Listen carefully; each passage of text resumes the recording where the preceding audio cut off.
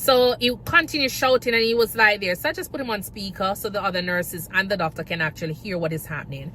So he started shouting to say that he is Dr. X and he is this and whatever. And he wants to know why we accepted a patient from the hospital.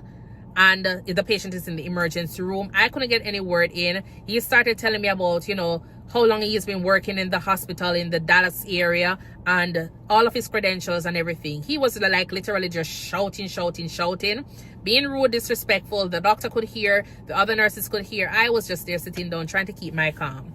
So anyways, I was there and he wanted to speak with, you know, the supervisor, and he wanted to find out my credentials. So I explained to him who I am and the position that I was working, you know, because he thought I was just being disrespectful because I tell him that, you know, I don't want him to be shouting at me. And I told him that I will hang up the phone if he continues to shout at me regarding the situation. You understand?